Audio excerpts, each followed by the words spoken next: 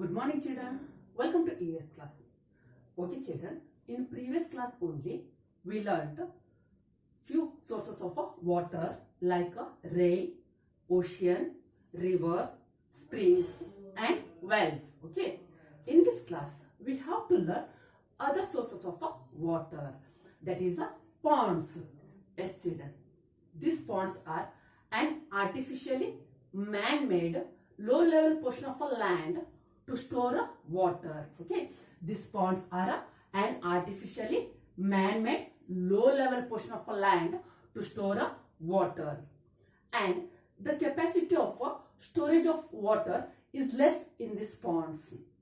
Okay, it is constructed in a such a way where rainwater which drains from higher levels, it will be stored here, and rainwater which reaches these ponds through running rivers.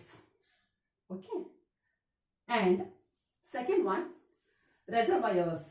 Okay, it is also one of the sources of water. It is constructed across a river to store water throughout the year. Okay, these reservoirs or dams, okay, dams are constructed across the river to store water throughout the year to supply where to the places where the scarcity of water. Okay, these dams are constructed across the river to store water throughout the year and to supply water for the places where there is a scarcity of water and for a multi-purpose projects. Okay, and to supply water for multi-purpose projects, and these are capable of storing the water in a large scale, and they are called reservoirs. Means this have the capacity store a water in a large quantity, that is called as a reservoirs. Okay, yes children. Water also has a few characteristics. What are that characteristics? All of you look at here. First one, pure water is colorless, odorless and tasteless. Okay, pure water don't have any color and it don't have any taste. Okay, and it is a colorless. Okay, then means pure water is a colorless, odorless and tasteless. Odorless means it doesn't have any smell. Okay, then second one, salts and minerals dissolved in a water are responsible for its taste. Yes children, water also has some taste. Okay, for this, the reason of this taste is whatever the salts and minerals are dissolved in a water are responsible for its taste. Okay, next, water has a weight. It is also one of the important characteristics of a water. Then water does flow from higher level to lower level. Yes children, water always does flow from higher level to lower level. Okay, then water evaporates when it boils. Means when we boil this water, it will be evaporate. Okay, then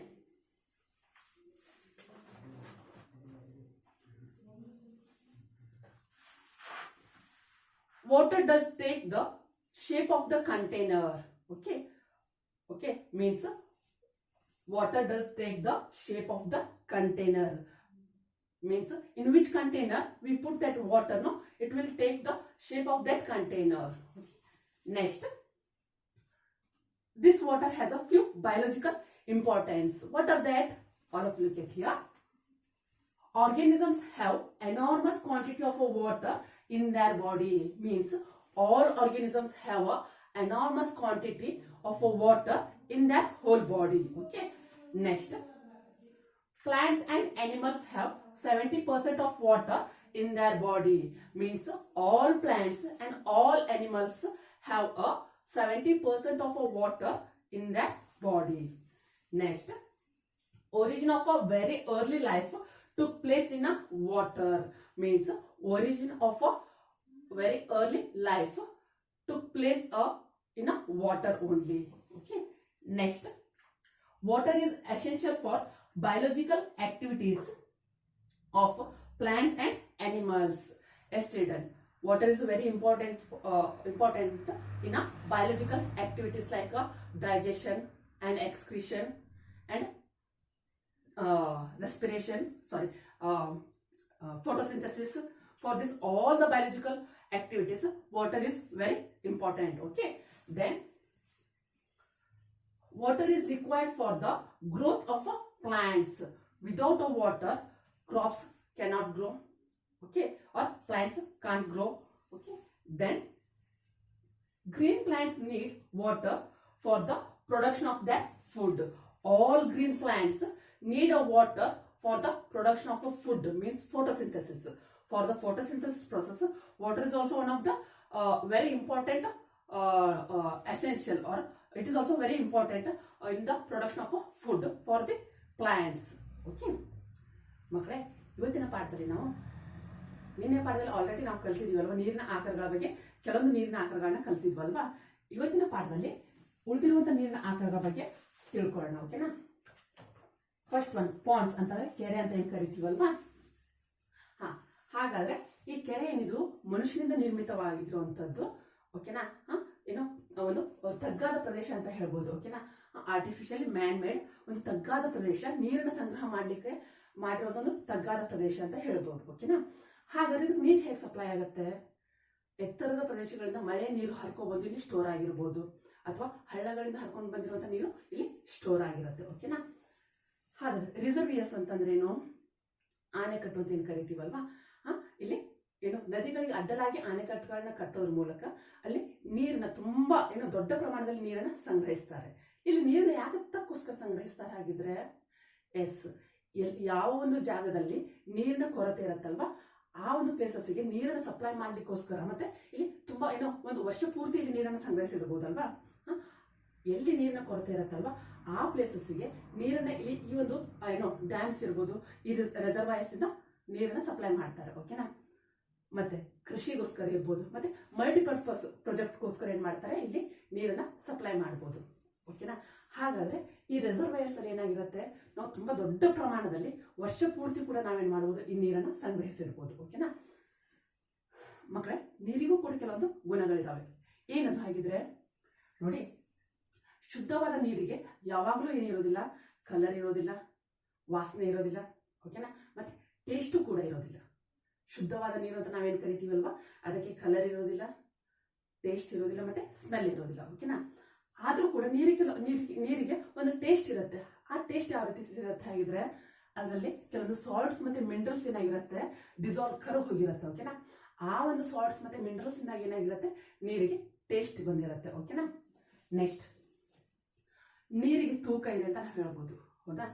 next, water does ನೀರು ಯಾವಾಗಲೂ ಕೂಡ ಎತ್ತರದ ಪ್ರದೇಶದಿಂದ ತಗ್ಗಾದ ಪ್ರದೇಶಕ್ಕೆ ಹರಿಯುತ್ತೆ ಬಿಟ್ರೆ, ತಗ್ಗಾದ ಪ್ರದೇಶದಿಂದ ಎತ್ತರದ ಪ್ರದೇಶಕ್ಕೆ ಹರಿಯಲ್ಲ. ಓಕೆನಾ. Next, water evaporates. ನೀರು ಯಾವಾಗಲೂ ಕೂಡ ಏನಾಗುತ್ತೆ, ಇವಾಪರೇಟ್ ಆಗುತ್ತೆ. ಯಾವಾಗ ನೀರನ್ನು ನಾವು ಕುದಿಸ್ತೀವಲ್ವಾ, ಅದೇನಾಗುತ್ತೆ, ಆವಿ ಆಗುತ್ತೆ. ಓಕೆನಾ. ನೆಕ್ಸ್ಟ್,